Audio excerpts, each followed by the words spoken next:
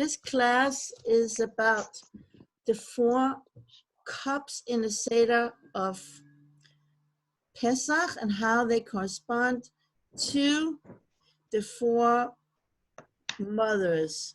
And so, you know, we learn a lot about the fathers, but we learn much less about the connection between the mothers and the Seder. We have a cup for Eliyahu the prophet, but we don't realize that the 4 other cups of the Seders are all like, it's all connected to the mother. So I invited a few alumni. So we have here Metal. So it's really nice to see you. Also from Mexico. Also Hannah is from Mexico. She's here now. Okay. And welcome to Hadassah and Esther. You're together here, and Reut and Ilana Ben-Arosh is here, and I think it's Sharon from Mexico as well over here, and I think it's Ruth Esther G5SE, and I'm still hoping some of our regular students, more of them, are going to join. Any case, this is the world where wine, we have to talk a little bit about wine. Well, wine makes us drunk, and wine makes us forget. But when Mashiach comes, and that's going to be really, really soon, wine is actually going to make us wise. And it's going to open up for us. This is from Rav Shlomo, and bring us to the highest heights. And that is hopefully the Geula is mamash going to come this Pesach. We feel like it's going to happen. There's a lot of signs of it. And so on Pesach, B'ezrat Hashem, when we drink wine with the meal, it is, I call wine the drug of Judaism. It opens us up to connect with Hashem. This is what wine is, what we use for every Shabbat, for Kiddush. It transforms us to another realm, to another level. When you don't have to drink a lot, just a tiny sip, but it's the concept of wine that is to open us to receive Hashem, to not only to receive Hashem's voice, but to bring us to another level. It brings us from the mundane days into, and it brings us into the Kedusha, the holiness of Shabbos. It brings us from 2 unmarried people into the holiness of Kiddushin, of marriage. A Brit Milah, from a baby that is just a baby, and to someone who's entered into the covenant of Avraham Avinu. Wine brings us from one realm, from one level, to a complete different level and different. Oh, hello, welcome. Leah Levy, that is so nice. It's Leah. Yes, great to see you. Okay, so what happens is, after the 3rd cup, this is all from Rav Shlomo, after the 3rd cup, our hearts are opened. And then when our hearts are opened, then that's when we go out and open the door to Eliyahu Navi. If you notice, it happens right after the 3rd cup. Here we have Tali. We get to know your old name that we didn't know before. Okay. So, and then by the 3rd cup, we're already drunk enough to hear the song of the world to come. And then everything is opening, and nothing is in the way anymore. Okay, so first of all, do women have to drink the 4 cups? Yes or no? Do we have to drink 4 cups? Yes. I'm gonna manage the participant and unmute all of you so that you can participate. I have you all in the screen because I like interactivity. I don't think that is Ruth Esther. Who are you, G5SC? Oh, Batia. Batia Taylor. Itia, remember me? Yes. Yeah. Amazing.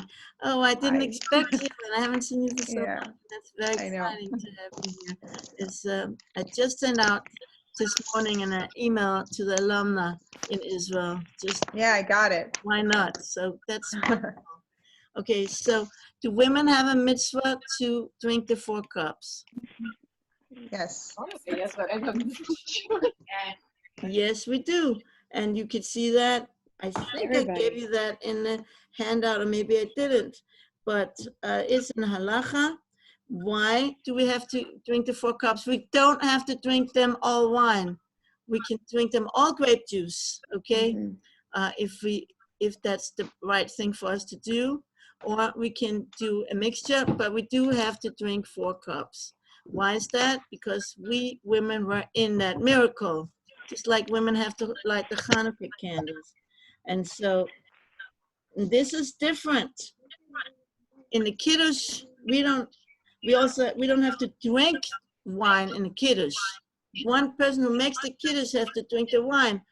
You have to drink a vid of wine, a cup of wine, a certain measure. But we don't have to drink it. We take a symbolic sip, but we don't have to for Kiddush. For the Seder, women, mamash, are obligated. And you can ask my husband exactly how much we're obligated to drink. You're not obligated to finish your cup each time, each of the 4 cups, but we have to drink each of them. That just shows like how much there's connection between cups of wine and women in the Seder specifically, and more than for the Kiddush on Shabbat. Okay, so why? Because we were taken out of Egypt the same way as men were taken out of Egypt. And even more so, I want to add, the commentators don't say it, but I want to add this, is that the miracle from Egypt came about because of women. Like we know that it was in the schut, in the merit of the righteous women, that we came out of Egypt. So of course, we have to be part of celebrating this miracle that we're part of by drinking the wine. Now, why do we drink 4 cups of wine? And I want to call on all of you, anyone to participate, to answer why. Because each cup also represents each galut. Right. Each cup is another way we have to get out of galut. Just like we say, each cup, just like we said before, that the cups that we drink on the wine in general brings us from one level to the other. On a Seder, we actually have to go to 4 levels. It's not just like Shabbat. We have to go from the level of the week to the level of Shabbat. On a Seder, we have to go to 4 different levels. And these 4 different levels, who propels us from level to level? Each of the 4 mothers. And we're going to try to tune into now what each of these levels are. And the Maharal brings it. This is based on the Maharal and the Shlach HaKodesh, mainly. Okay, so first, Maharal brings, there are also 4 cups corresponding to going out of the 4 exiles, right? We know we have the 4 exiles, that Egypt is the prototype and the mother, and all the other 4 exiles come out of the exile of Egypt. So what are they? We know the Babylon, Persian, Media is counted as 1, and then it's the Greek, and then the Roman. That's the last one that we're in right now. Still, these 4 exiles we have to go out of, because every generation, a person has to see himself as he's going out of Egypt. It's not just something we're celebrating the past, what was. This is something that all of us have to go out of Egypt every minute, and specifically on the Seder night. But this reflects, okay, I'm gonna have to mute. Somebody is making a background, I'm not sure. Okay, so the first thing is the 4 languages of Geula, Arba Lashonot Geula, that you see in one of the texts that I gave you. I believe it's text number 3. I'm not sure what text it is. It's text number 1, okay? And what does it say? And I'm gonna just read it in the Hebrew for now. ולכן אמר לבני ישראל, אני השם הוצאתי אתכם מתחת סבלות מצרים. I, says Hashem to the Jewish people, I will take you out from under the burdens of Egypt. So that's one language of how Hashem promised to redeem us. There's 4 levels of redemption. Each of those 4 levels are encapsulated in one of the languages of redemption. So the first one is, I will take you out, hotzeti. The second one is, and it continues in the same pasuk, v'hitzalti etchem avodatam. I'm going to save you from their bondage, from them making you slaves. That's the second taking you out. And you can start thinking about the difference from being taken out, from being saved from slavery, the next level. And then the third level is, וגאלתי אתכם בזרוע נטויה ובשפתים גדולים. I'm going to redeem you, גאולה, with an outstretched hand and with great judgment. And then after that, the fourth level is in Pasuk Zayin, ולקחתי אתכם לי לעם. I will take you to be my people, והייתי לכם לאלוקים, and I will be for you a God. וידעתם כי אני השם אלוקיכם, and you will know that I'm Hashem your God, המוציא אתכם מתחת סבלות מצרים, that takes you out from under the burdens of Egypt. So this is these are the 4 different levels. There's actually a 5th level that is not mentioned here now, but it is veheveti. I will bring you. That will bring you to the land of Israel. Okay? And that is just like we have 4 cups, and then we have the 5th cup for Eliyahu Navi. We have 4 letters of Hashem's name, but then we have like the 5th, the little crown on top of the yud. That is always in Judaism, the magic number is 4, and then within, because that corresponds to the 4 directions of the physical world, but then there's the 5th, that's the middle, that's the one that's beyond. And so this you have a lot, you have very much in Judaism, also in the Sevivon, there's the 4 sides, and then the 5th, the point on the bottom.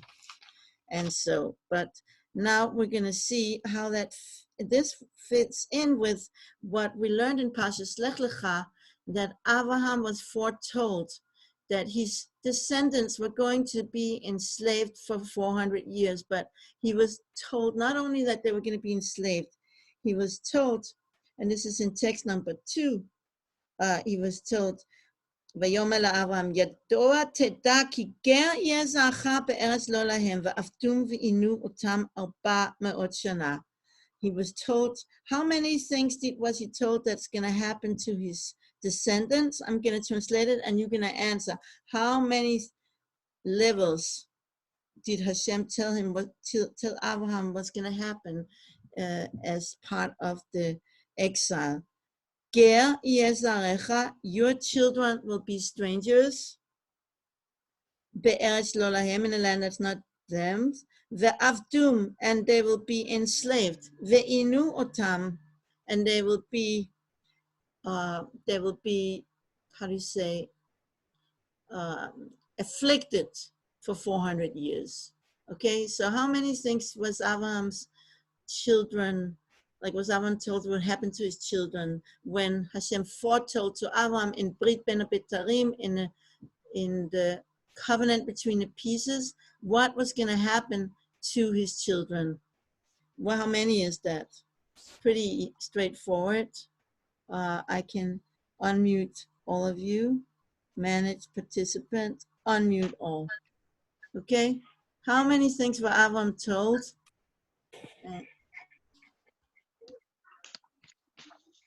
Sharon, you want to say? I'm not sure. But look in again in text number 2.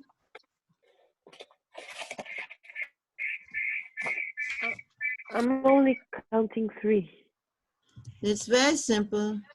3 or 4. It's Okay, anybody? There's also a way to raise your hand in the Zoom. But you can also just raise your hand like that. But there is actually an icon for it, but you don't need to. 4? Yes, go ahead, Tia. Yeah, I said, it's Batia now. So I just- Bacha. Okay, yeah. I have to get used to that. 4. No, close. What So was then it's Avram 3. told is going to happen to his children?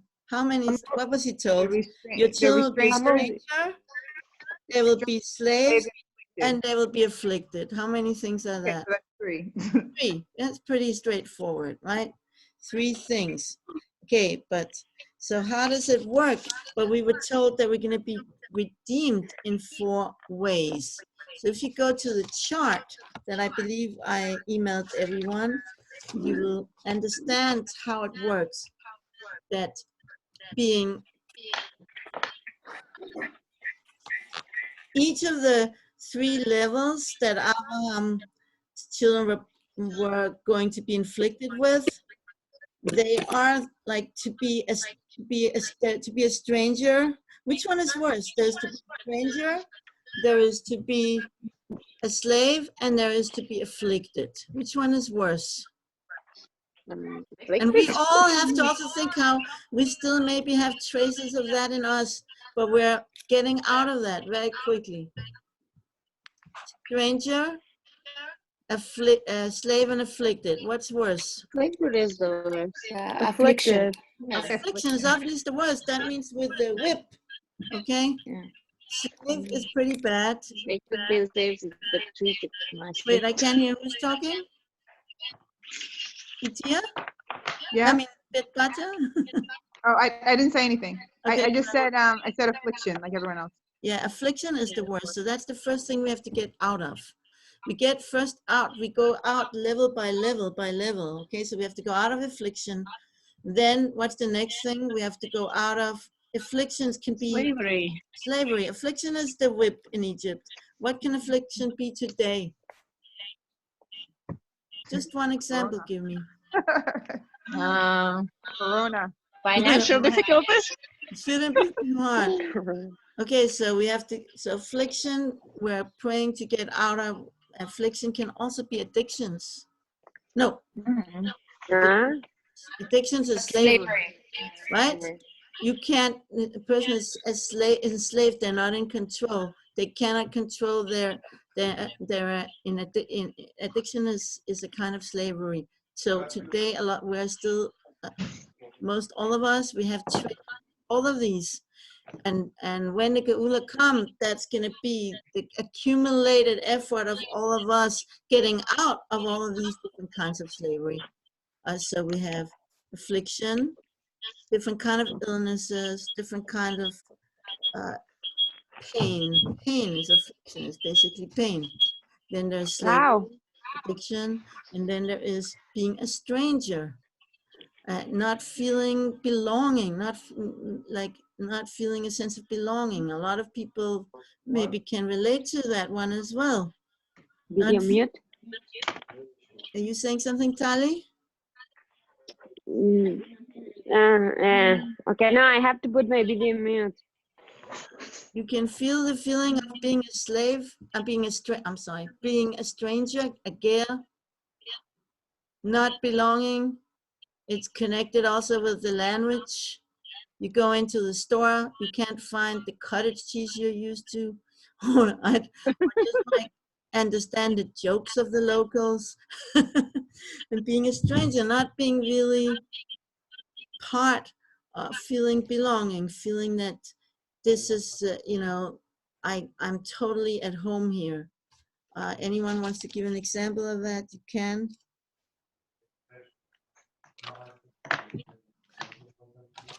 So if you go to the chart, you will see on the top of the chart there, the 3 things that Abraham was told that will happen to his children. First, it's written in the opposite, it was written first in an order of what's worse, from worst to least bad. First, they will afflict them, they'll make them slaves, strange will be your seed. So you see that from the language of taking us out, there is one of these, of the 3 first languages of Geula, one corresponds to one of the of the predictions of exile that Abraham was given. You see that? What is they will the first thing is we have to get out of affliction. That is, I'll take you out from under the burdens of Egypt. The word sivlot is also means sevel, which means pain, and burden and pain is the same word in Hebrew. So I'll take you out of that pain of Egypt. So that's the first thing that Hashem promised. I'm going to take you out of that affliction. So the next level is I will save you from their mi avodatam. I'll save you from their slavery. That's obvious. This is taking us out of slavery. It's the same language again. And then the third one is the one that's the least obvious, is and this also teaches us a little bit more of what does the word geula, redemption, mean. We talk all the time a lot about redemption, geula, geula, geula, but it's really important to know what it really actually is, and not just a word. And here we see geula is being taken out of being a stranger. It's a more refined, it's the, more of the almost last level of redemption, taking us out of being a stranger so that we could feel belonging, so we feel here in Eretz Yisrael, this is my home. This is my complete home. I belong here. I belong with my community. And right now we're being tested about that. We're being held back. We're having what's it called social distancing. So we're actually being held back from so that, and I think from like being part of the community, even minyanim. I think the Shabbat in Bat Ayin, there's not going to be minyans. Even everyone davens at home. That's what my husband is reporting. It seems that way. I'm not sure, and it's a little bit difficult. So why is that we have to experience that? Because we're at the last step of getting towards this final redemption, that when we are held back from being part of the community, everyone goes into themselves. We have the longing for return to the community again. What we don't have, we miss. That's like the purpose of vacation, that we will long for getting back into the learning, getting back into the work of the everyday. We need the vacation so that we. What is it? Yeah. So that's really one very important way of understanding what's Geula. Geula is also to return to who you really are, to also return from the estrangement of self. A lot of times we're estranged from ourselves. We don't feel a sense of belonging within our own being. Like we're torn, we're unhappy with ourselves, we feel we're not okay. So that is the level of also of Geula. We need the Geula to feel I belong in my body, I belong in my place. I find myself, like to really truly find myself individually, and that's what we have to work on now when we're socially distanced, to find my place within myself and my smaller core family, and then I can be ready when we get out of the social distances. So this is not going to be forever, B'ezrat Hashem. Hopefully it'll be soon over.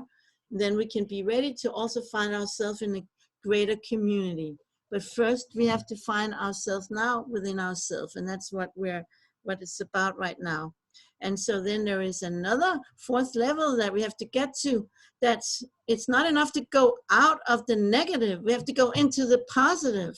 And that's why there's 3 things we go out of, but there's 4 things we go to. What's the 4th thing? I will take you for me as a people, the 4th language of redemption. Hashem, how can Hashem take us for a people if we have all these blockages that are blocking us, if we're in pain and we're not free to really, truly be open to meet Hashem? Because, people who are in pain, sometimes they are very negative also. I actually just read that when people are in pain, it produces the upset of serotonin, so endorphins. It produces like hormones that kind of like of negativity and bitterness and closing off from other people. So, and closing also off from Hashem sometimes when people are in pain. And then the next level, when people are addicted to all kind of things, are slave to all kind of things, then obviously we cannot be slaves to Hashem. We are Hashem's servant to the extent that we are free from being a servant or a slave to anyone or anything else. There's no true free person except the one who's a slave of Hashem. I know it doesn't sound good, slave, but Evet, in Hebrew, Evet Hashem. That's the purpose. That's what Avram was called. That's what Moshe was called. That's what David was called. That's the highest title. That means that we're free from any kind of enslavement to food, to drink, to people's opinion, to people endorsing us, admiring us, accepting us. We're free to just want to be with Hashem and to be doing Hashem's will, and free of anything else. Once we get free of these three levels, then we're ready that Hashem can say, "Velakachti, I take you for my people. I have all the blockages are gone. It's me and Hashem." And we can all together be me and Hashem. And then we also, all the blockages from one another is also going to be gone, and we're going to feel that true unity beside Hashem. Okay, so is these things clear? Because this is the foundation, and we're going to go into how it fits in with the mothers, but this is the foundation of the whole shiur. I wanted to bring that in first, so it's really clear. Any questions on what we said so far? Question or comment? Happy for comment. I'm unmuting all for a second. Please feel give your questions and comments. Yes, Esther? No? Yeah, I really like that we are slaves to Hashem, and then we are free because we're not slaves to anybody or anything else. Like, I kind of realized that a while ago myself. Okay, so that sounded really beautiful. What happened here is that there's a few people in the same room with their phone on or their computer on, so there's an echo. Like Hannah has the earphones, so she won't have the echo. But it was really beautiful anyway. Anyone else have a comment, a question? No? Okay, so I'm gonna go on. And so one thing that is also important to know is the Seder is about the mothers, and it's also about the fathers. And so I'm just gonna very quickly say what the fathers are, because it's not the topic, but it goes together. They're married to each other, so they're couples. So there is Avram, Yitzchak, and Yaakov, and they correspond to the three main things that we supposedly have to eat on Pesach. We don't eat it today when we don't have the temple. One of them we don't eat, but it says whoever hasn't set those three things at the Seder table, he's not fulfilling his obligation of keeping Pesach. And this includes women as well. So if women are busy serving the food or anything else, or getting something ready or checking if it's hot, don't miss this part. What is this part that everyone has to say? And you point at the Seder table. What are these three things we have to say? Pesach, matzah, and maror. Okay, Pesach is the sacrifice of Pesach, the Paschal lamb, which we don't eat today. We have like something symbolic, usually a chicken wing, which is really not really so suitable, but that's what we have, symbolic for the Pesach. Matzah and maror, we have, like the matzah, everybody knows, the unleavened bread, and the maror, the bitter herbs, which actually, horseradish is not really the thing. The thing is dark green leaves. Today, it's customary to use Roman lettuce, but in my Seder table, I have different greens as well that are more bitter than Roman lettuce. Yeah. Oh, I don't. Healthier. Yeah, I think it's very important. We don't know what it really was that they actually ate originally, Mhm. and that's the whole research. Maybe Hey, you Lee. made it, Bat El. So exciting to see you. Sorry, Okay, I missed it. My computer was funny, so I'm here. Yes, Leah wants to say something. Just want to say hi to everybody. Yeah, Hello. hi. Hi, Leah. All stay safe. Okay, so Pesach corresponds to Yaakov. How do we know that? Anyone? Because the Pesach is a lamb, is a sheep. And what was Yaakov called? What did he wear when he went to get the bracha from Yitzchak? Sheepskin. So he would carry.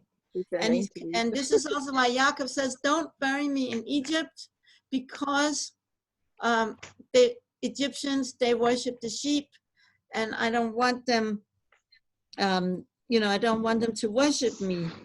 And so, because he understood that he is considered a sheep, that's Yaakov, that's the Pesach, that's the choices, that's the thing that we were redeemed with.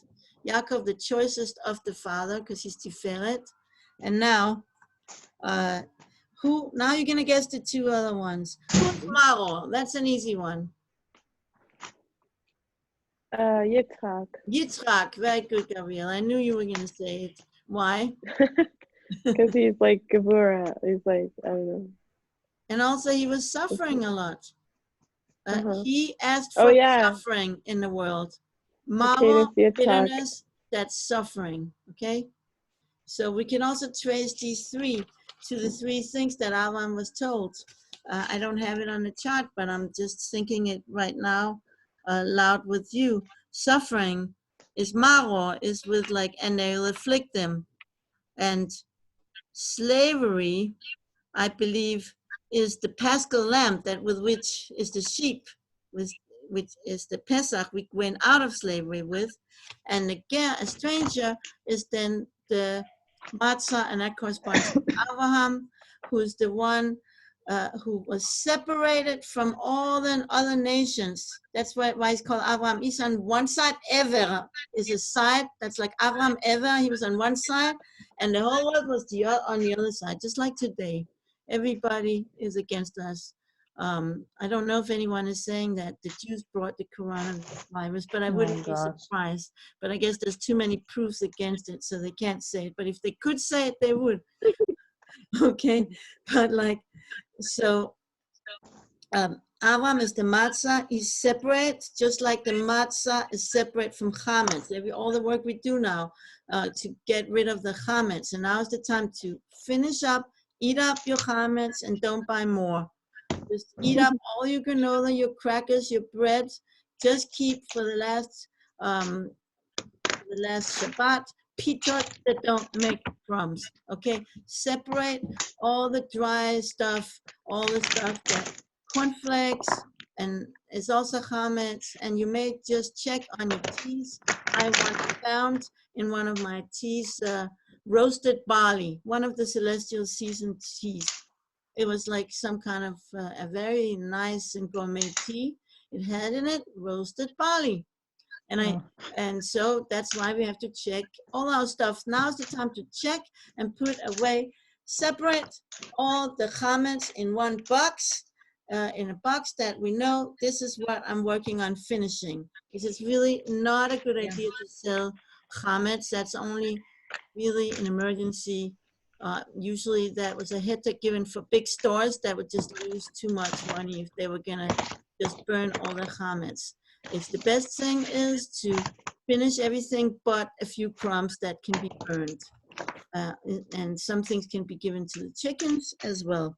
Okay, so now we talked about the three fathers being corresponding to Pesach, Matzah, and Maro. Pesach is Yaakov, Matzah is Abraham. He's separate, just like the Matzah. The chametz has to be separated. And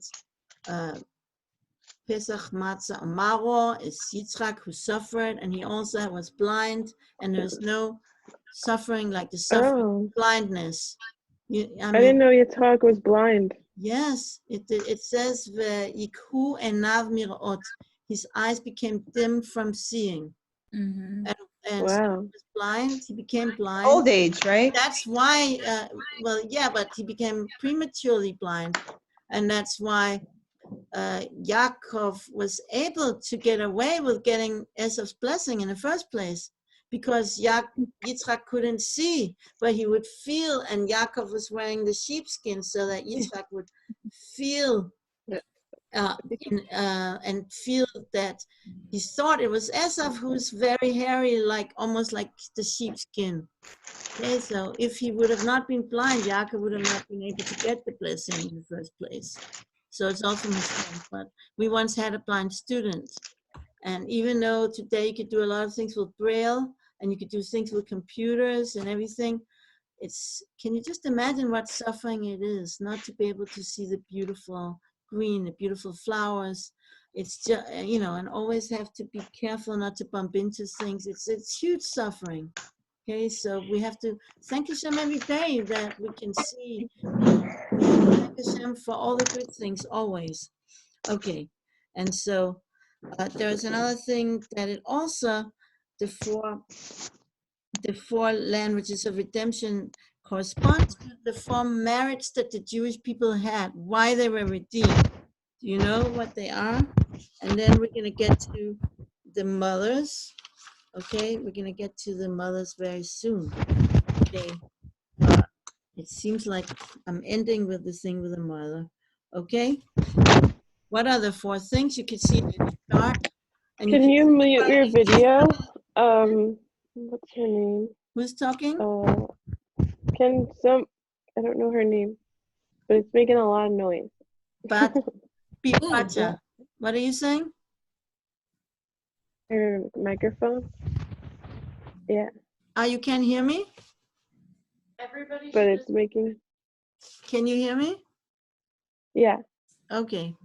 So before marriage by which the people in Egypt were redeemed, those are also the ones we have to think about to emphasize now in our time, because the way we were redeemed from Egypt is the way we're going to be redeemed in the future. There's a pasuk in Micha that says, the way I took you out of Egypt, I will show you miracles in our time as well. So we have to also have the same worthiness. What are the four things that were their merit? They didn't change their name. They weren't called Jenny and Joe, but they were called Yehuda and Yehudit or whatever. That's very important. The Hebrew names are very important because it's identity, who you are, what you identify with. When you take on a Hebrew name, you become connected. Your essence become, your soul and your essence become connected to the Torah, to the Jewish identity. And they kept that. They never like assimilated. It's a way of showing that they don't assimilate by keeping their identity, the essence of who they were. None of them were involved in illicit relationships. They were all guarded, shmurot, shmurim. There was only one woman in 210 years who had intercourse with the goy. In 210 years of exile, of all the Jewish people, only one Jewish woman had intercourse with a goy, and that was rape. That was Shlomit Bat Dibre. But that's pretty, and it was said everyone else. That's pretty amazing. So we have to guard our tzniut. Illicit relations includes anything that has to do with tzniut, anything that has to do with our modesty.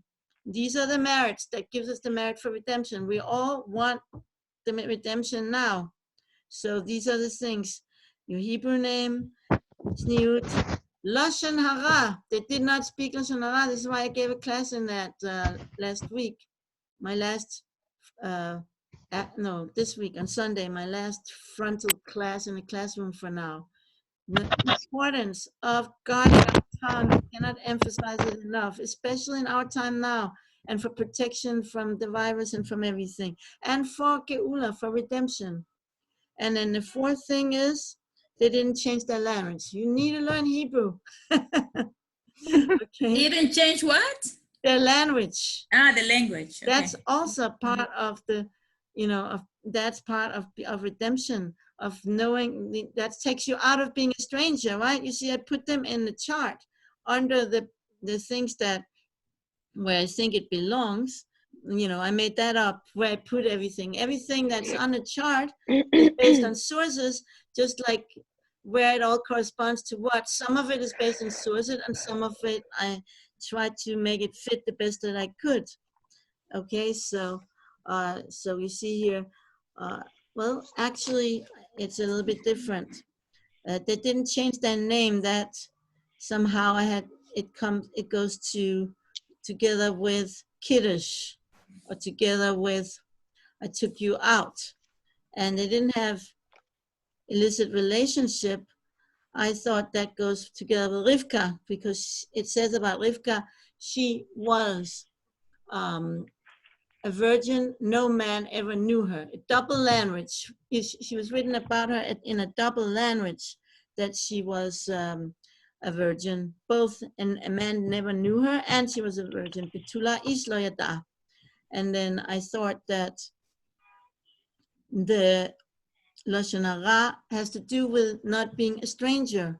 Why? Because when we speak Lashon Hara, God forbid, we exchange ourselves from the one we speak about, from the one we speak to, from the one we speak to, from the one we speak about. We estrange people from each other. So Lashon Hara makes people strangers to one another.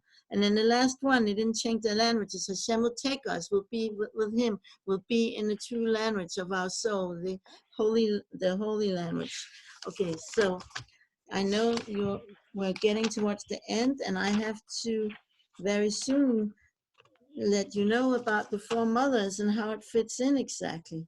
Okay, but you do have, so let's look at text number 3. And it says, and I'm not gonna actually read it to you, I'm just gonna paraphrase it, but it says that Hashem, when he took us out of Egypt, he skips over the mountains and he jumps onto the hills. This is text number 3 and number 4 together. So the commentaries explain in the Midrash, who are the mountains? It's the fathers. Who are the hills? The hills are the mothers. So in the marriage of the mothers and the fathers, that's in that marriage Hashem took us out of Egypt. The mountains, the fathers, the mothers, the hills. And actually I made a song for that, but I did not have time to practice it. So I don't know if I could do it. Let's just see. And I also can't even find it. I really want to do it with you, but I'm even not even finding the right notes for it at this very moment. Oh yeah, here it is. I'm just gonna try really short. It's from the pasuk in Shir Shirim. No, this is not it. I remember how it goes. Kol dodi hine seba. But I can't find my notes for it, so it's not meant to be. Okay, another time. You owe us a song. What? Kol dodi, the voice of my beloved, hine seba, mekapetz al harim. It's jumping on the mountain. Metal lekak al hagvaot. Okay, also I didn't drink anything yet in the morning, so my voice is scratchy. Okay, so now there's actually also another concept of redemption, which is redemption of speech, which takes place in the Seder night, and that's why we have the Haggadah, that we're supposed to speak and tell the story of the Exodus. And that's why actually, and Sfat Emet talks a lot about this, that our speech were in exile in Egypt. And what does it mean? They couldn't pray. And that's why it says they cried out, v'yitzaku, they could only cry. Or it says Hashem heard their knocking. V'yishma Hashem et nakatatam.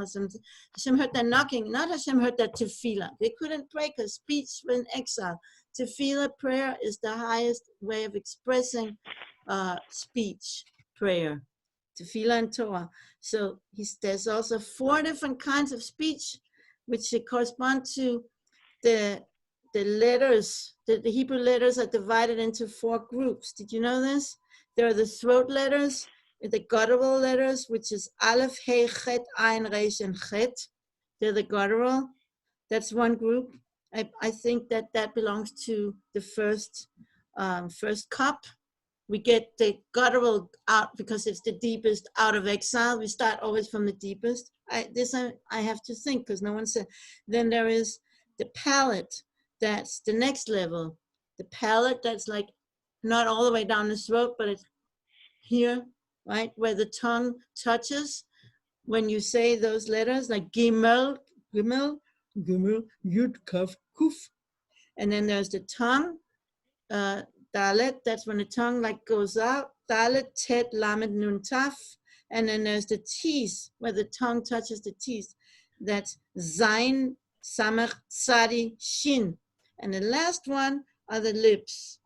Okay, so actually there's 5 groups of, there's actually 5 groups, not 4. So the last one's the lips. That's called bum af, bet, vav, mem, and pei. Bet, you have to, you know, what do you say? Your lips have to meet to say those letters. Why are there 5? Because one of them corresponds to the eating of the matzah. There's 4 other ones correspond to one of the 4 cups that goes out of exile. We go out of exile of all these ways of speech, each from the deepest to the more subtle. And which one is the one that's corresponding to eating? That is, what did Sfat say? Each exile, I think it's the one, I'm thinking which one is the most like the chewing, maybe it's the throat when you swallow it. I have it written down, but I seem to not, I don't want to say something that's not 100% sure. Okay, in any case. Now, let's get to the mothers, okay? First of all, in text number 5, we see in Maharal that there is an advantage of the fathers and there's an advantage of the mothers. Both of them are needed equally, but in different way. The fathers correspond to the food that we eat, Pesach, matzah, and maror. Food usually is the main thing of a meal and the drink is secondary. But on Pesach, the cups continue, 2 cups after the meal. One with Birkat HaMazon, with grace after meal, and one with the Hallel. So 2 cups are actually in the Seder itself, and one is Kiddush, right? The first cup is Kiddush. The second cup is over the Haggadah, when we are starting reading the Haggadah. And the third cup, you drink it only, you've poured before, but you drink it only after you say grace after meal. So the drink continues after the meal. What does it mean? It's a tribute to women. We are the cups. The 4 mothers, the merit of the mothers continue longer than the merit of the fathers. Like there's the merit of the mothers that brings us to our final redemption, specifically the mothers. So we see there's advantage of both fathers and mothers. They complement one another. We shouldn't say who's better, the men or the women. Everybody is needed. Obviously, none of them are better, but everyone has their special advantage. And we see that women are compared to wine, as it says in text number 6. Your wife is a fruitful wine in the recesses of your home. And so now we're going to, so that is the wine is the woman. Your wife is a wine, because the wine is a tree that's very modest. It hardly looks like a tree. It's just a little stick in the winter. But it likes to stay at the wall of a house. It likes to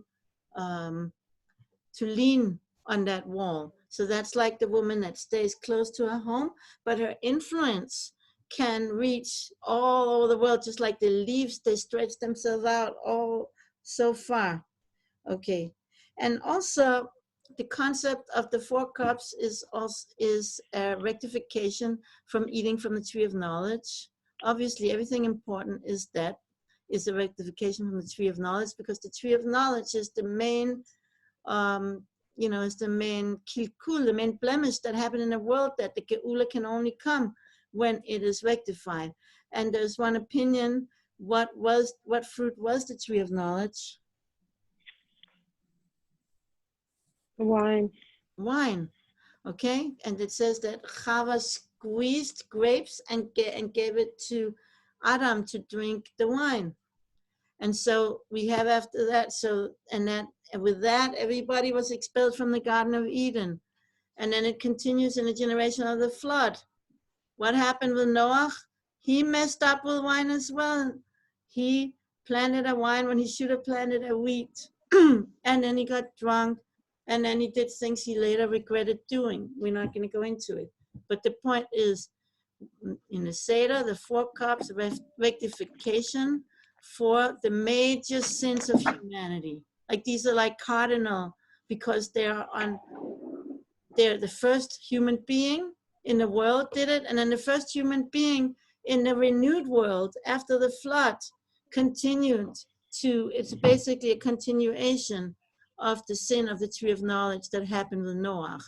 And so it became more ingrained and harder to undo.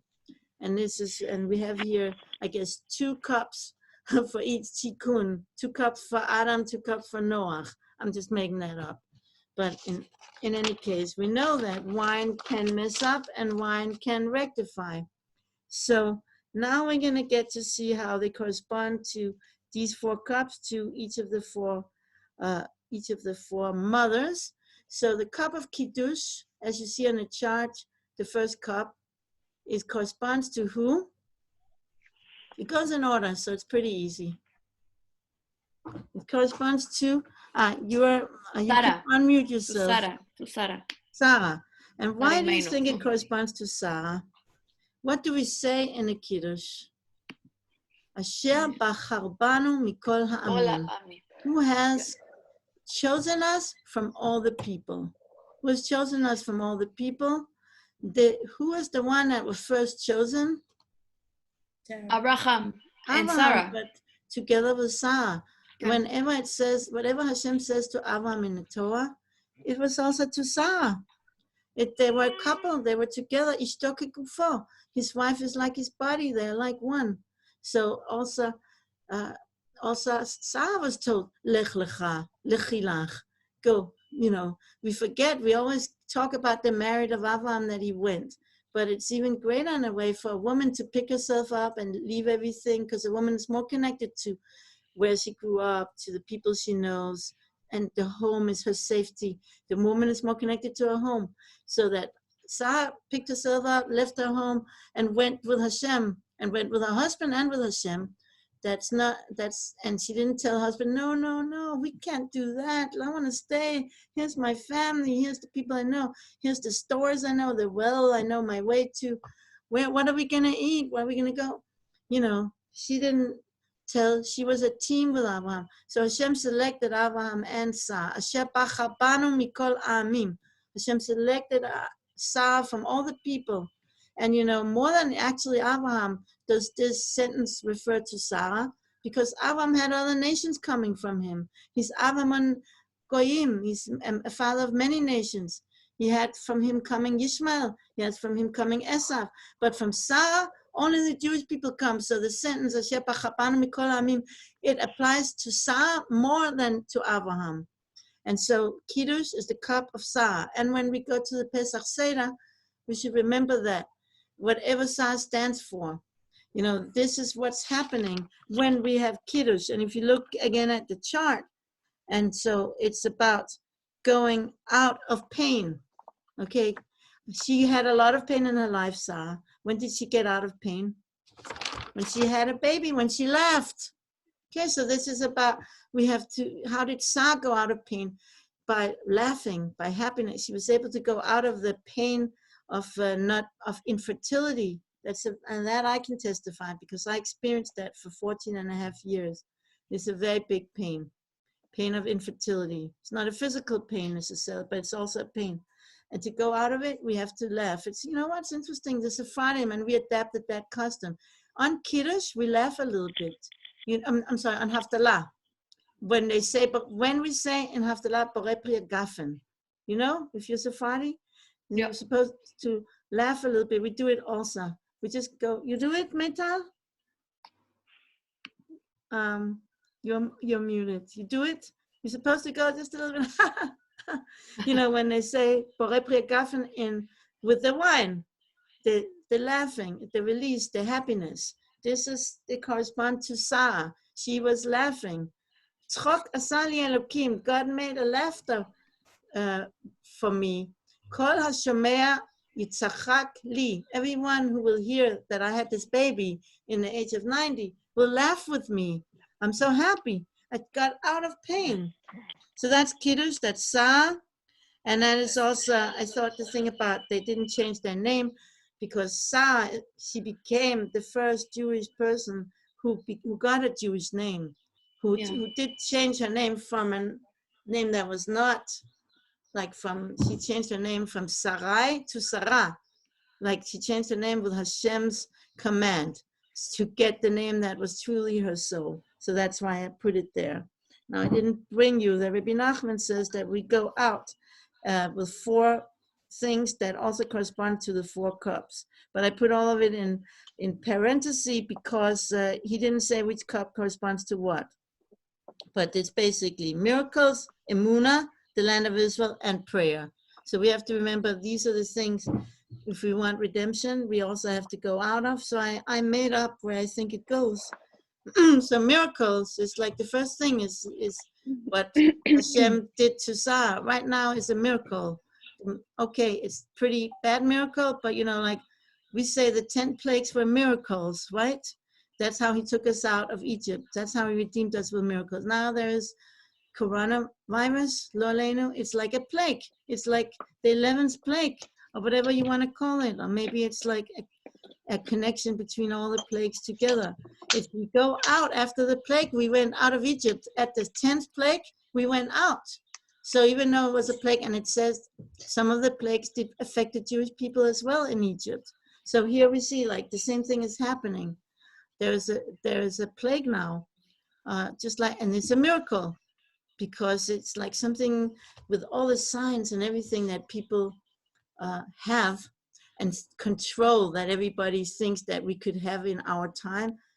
Hashem created this little microscopic thing that just like completely closed down the whole world, you know, to show who's in control. I mean, it's a miracle that we cannot predict it. We don't have a vaccine yet. We don't know what to do with it. Okay, so. Yeah. Yes? Yeah. Go ahead. So that's the cup of Sarah, and we should get out of all this pain and panic that's connected with this miracle, and we should be able to turn that into laughter very soon, B'ezrat Hashem, and see how it was all for our good, B'ezrat Hashem, you know, all for our good. And so that is really important to believe that strongly. So now we get to the second cup, the cup of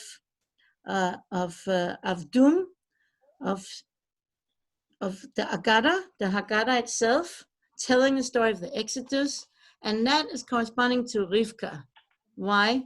And this is what the Shlach HaKodesh explained, because in the Haggadah, one of the main principles of Haggadah is Matchilim bekinut u'mesayimim b'shevach. We start the Haggadah with disgrace, but we end with praise. How does it work in Haggadah? We start by saying, Avadim hayinu. We were slaves, we were this and that, and like it's disgrace. We start with disgrace, but we end with Shevach. We end with the praise, with the Hallel. Hallel is, that's what we say after we finish the meal. After we finish, we end with the praise of Hashem. And so this corresponds to Rivka. Why? Maybe some of you could think why that is.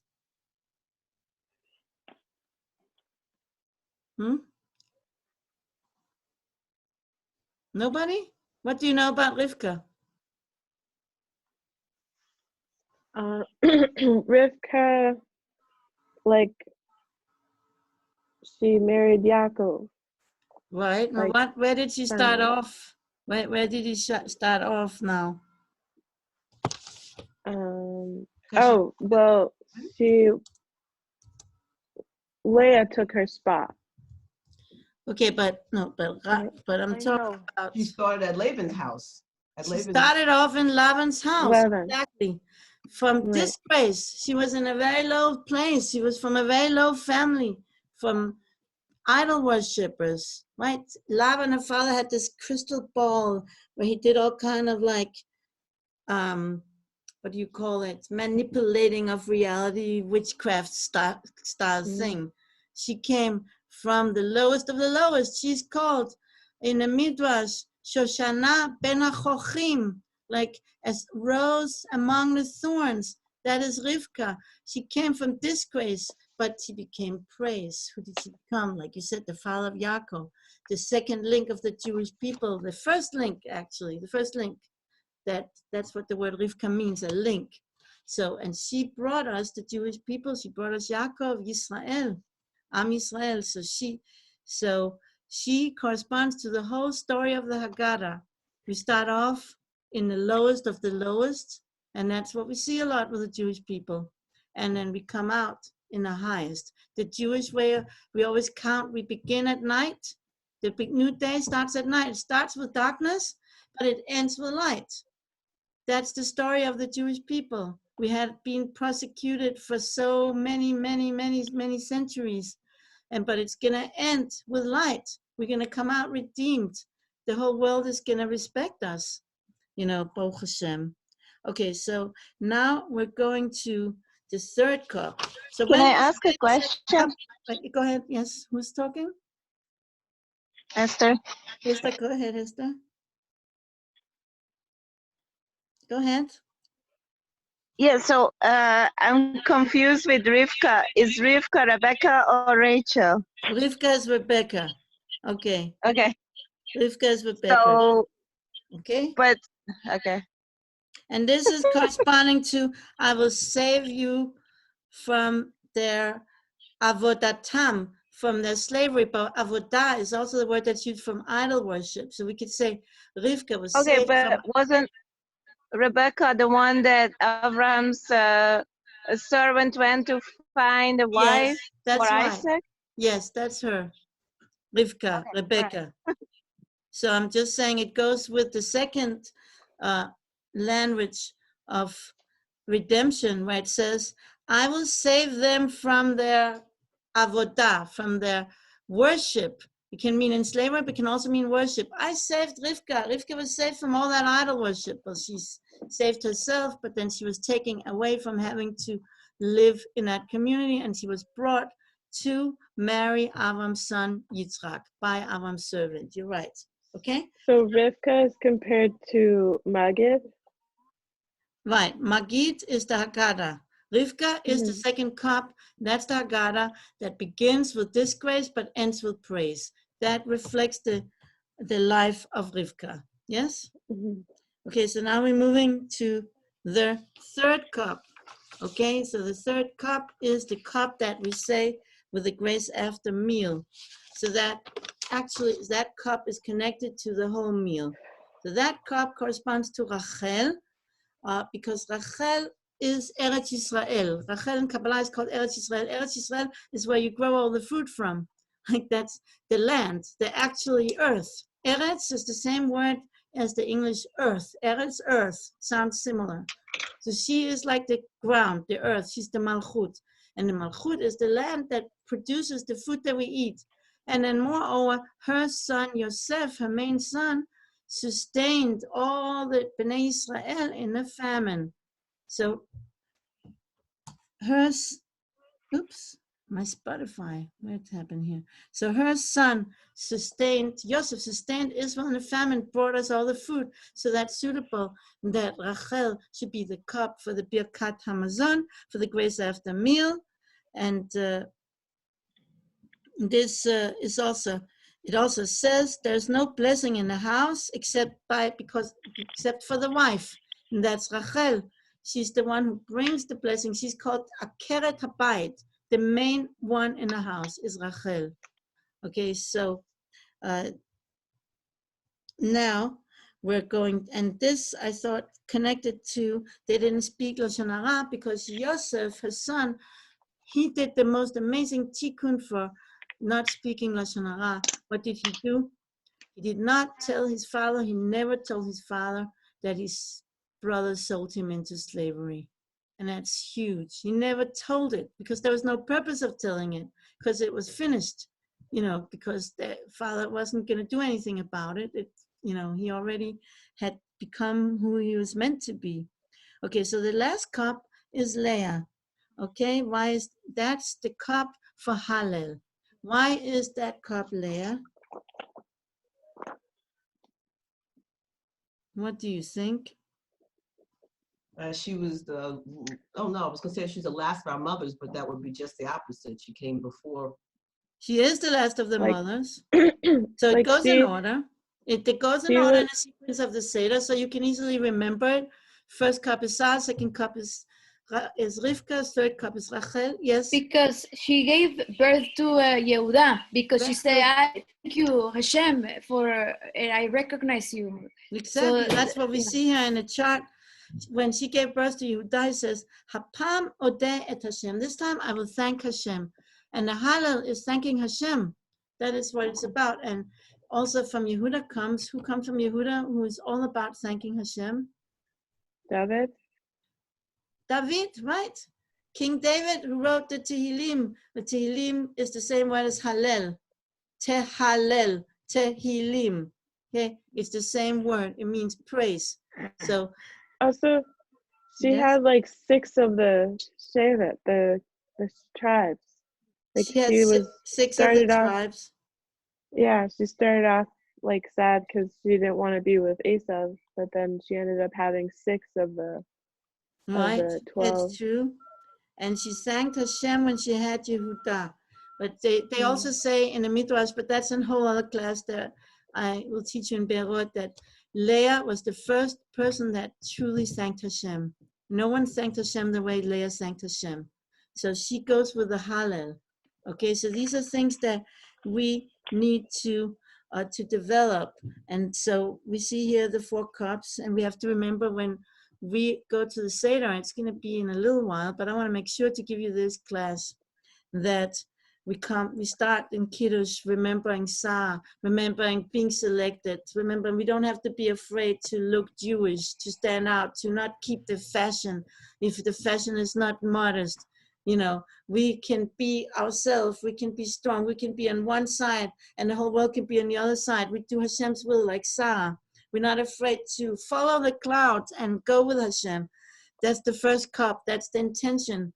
The second cup, it begins with disgrace and concludes with praise. When we're in darkness, when hard things are happening to us, we know that there is a light at the end of the tunnel. Just like the story of Rivka, she had a really hard time growing up.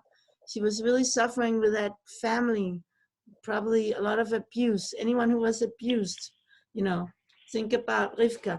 In the end, she got such a beautiful life. She also suffered a lot with the infertility. For 20 years, she was infertile until she had, and it was also a very difficult pregnancy she had with Esav in it as well. But in the end, it's praise. And then we move to Rachel. She is the good wife, the Akeret Habayit, that brings the sustenance into the home, like the real Eshet Chaya, the salt of the earth, the one who works the land. And that's the third cup, the cup of Birkat HaMazon. Remember that, be like Rachel, work the land, bring Malchut, ground yourself. Don't be all up in the sky, be grounded. The gardening helps us to be grounded as well. And in the fourth cup, this time I will thank Hashem. We have to every day thank Hashem. There's so much to thank Hashem for. We have so many blessings in our life. Corona or not, we still have so many blessings. I thank Hashem every day that I'm here in Bad Ayin during this time. I thank Him anyway for being in Bad Ayin because I love my home. But especially now to be here with not crowded in an apartment, to be out in the open with a garden. And we can take walks because this is not like a densely populated public park here. So here in Bad Ayin, you're allowed to take walks. Other places you're not because they're afraid that there's going to be too many people bumping into each other in the parks and the streets. But here it's not going to happen. We're not very densely populated. So everyone is allowed.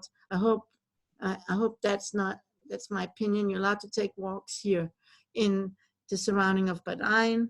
And so I want to bless all of you with a wonderful continuation of day. And it's really nice to see my regular students and also some alumni here together. And it's really nice to see Leah and Ruth Esther and also Batya, who I haven't seen in for ages. And thank you, Sarah, Tali, Gabriela, and Hannah, Reut, and Hadassah, for my regular students for being here. I forgot Badel. So how's it go? The most dear comes in the end, okay? Oh, thank Love you very much. For those of you Okay, who darling. Thank you so much. Sunday night, I have another online class that's open for everyone. You can spread the word, but that's gonna also be Ask the Robertson discussion, whatever you want. So, Okay. Ilana, you want to make an announcement to our students about, is Hillel gonna teach? Because he never called me, Rabbi Hillel. Yeah, I already posted it in the Batayan group, yes. So he's gonna teach be at on 12. Zoom at 12 o'clock? 12 o'clock, Excellent. you asked from 12 to 1. Okay, so remember, stay tuned, our students, 12 to 1, Rav Hillel is going to be on Zoom. Okay, Thank you very much. Now it's Thank you, gardening with surprise Kalila. class. Gardening, bye-bye. Bye. Bye. Thank you. Okay, thank you.